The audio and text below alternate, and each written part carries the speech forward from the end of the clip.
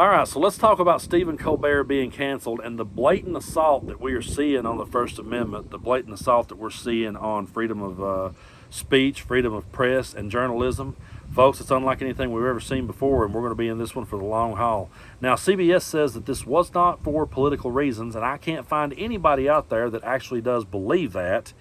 Even people on the right don't believe that. They're all flexing and celebrating. I've seen so many headlines talking about liberal Stephen Colbert is shut down, and they're all just flexing and they're all just gloating. And this was the party that went around for a long time talking about free speech and talking about how that they were being canceled. But I've always told people, and I will always remind people, that conservatives have always been and always will be the party of cancel culture. This is their shtick, and it has been for as long as cancel culture has been around. If you go all the way back to Elvis shaking his leg on TV, it was Bible thumpers that got him put off the radio. It was Bible thumpers that banned Jerry Lee Lewis from the radio. It was Bible thumpers that came out and told you that the band Kiss stood for Knights in Satan's Service and AC/DC was Antichrist, Devil's Children. It's the same thing. They just found a way, though, to twist it and blame it on us. And that's what I want to talk about. I want to talk about how we got here. Because for years, they would scream that someone was being canceled unfairly, unjustly. That's the way that they would always spin it. What would happen is someone would go out there and make a statement or say something over the top that a company or a business wouldn't want to be associated with. I'll give you a case in point. Hank Williams Jr. Making a comment and comparing Barack Obama to Adolf Hitler. So when that happened, they kicked him off of Monday Night Football. And everybody screamed, they canceled Hank Jr. They canceled Hank Jr. And I'm like, well, it's because Monday Night Football didn't want to be associated with that comment. They don't want to be associated. He had freedom of speech to say it.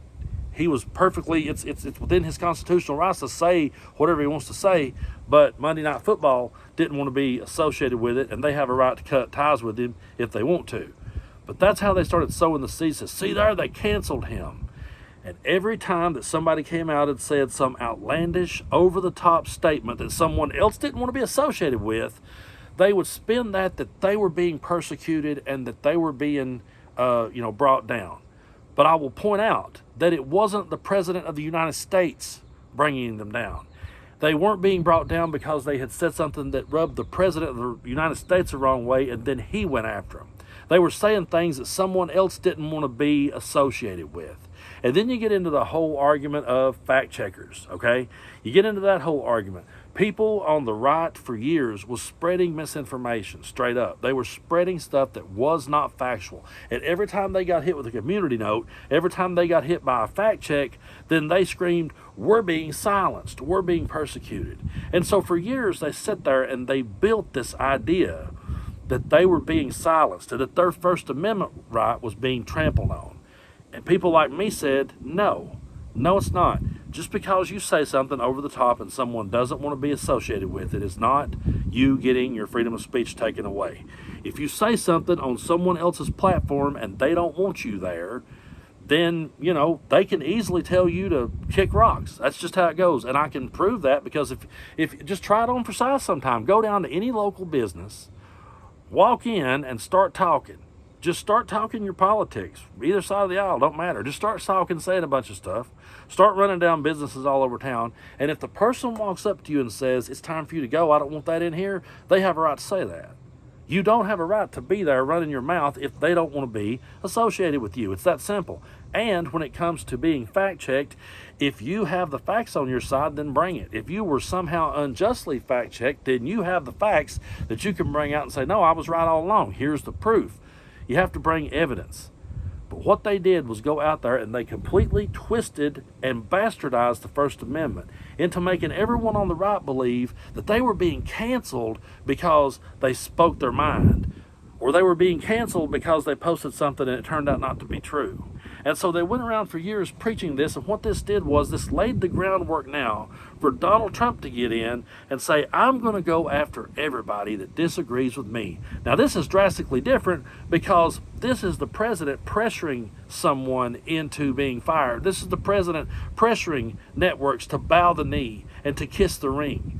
This isn't the platform saying, I don't want to be associated with this person over something they said, or this isn't the platform saying, hey, guess what, 2 plus 2 don't equal 10. That's not what this is. This is the President of the United States throwing his weight around and seeing just how far he can push it and just how many people will bend the knee. And so now all the people that are sitting back watching this are laughing. All the people are loving it that Stephen Colbert got canceled.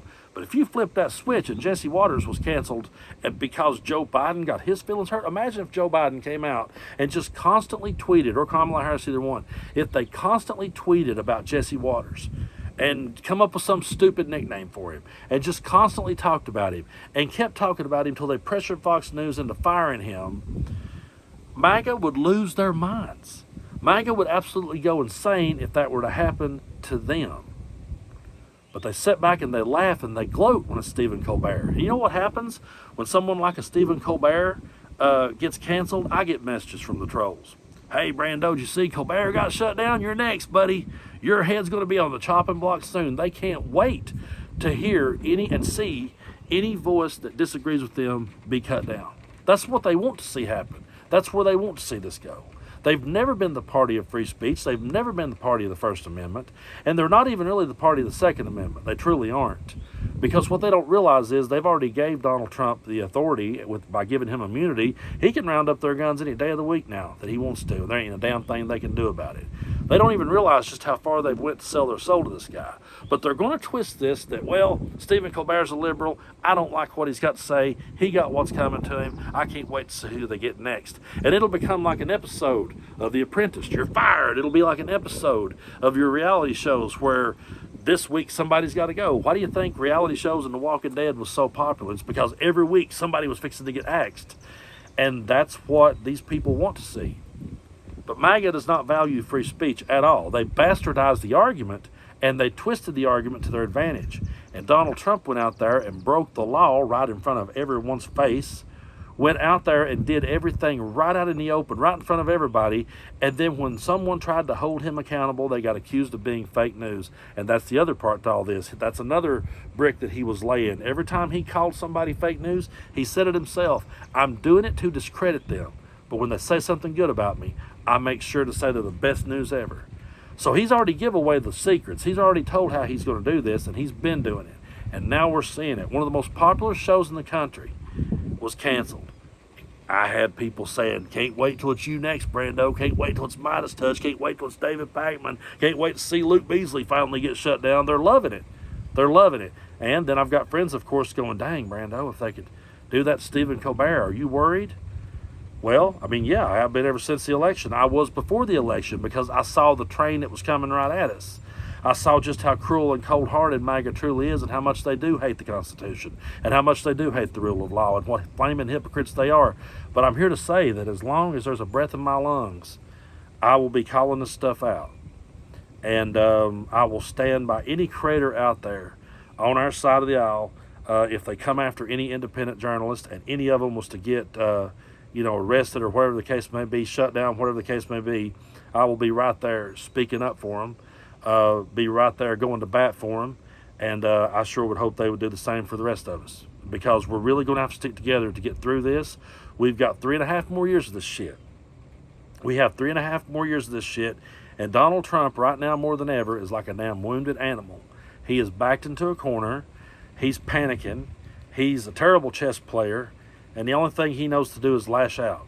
So everybody just needs to brace. Everybody needs to be prepared. Everybody needs to be prepared to stand up for the Constitution and absolutely take to the streets and protest if this stuff continues to happen. We are protesting. There's been more protests in the last 6 months. There's going to continue to be protests because people are sick and tired of this stuff already. And the main reason why we're sick and tired of it already is because we were warning people for years.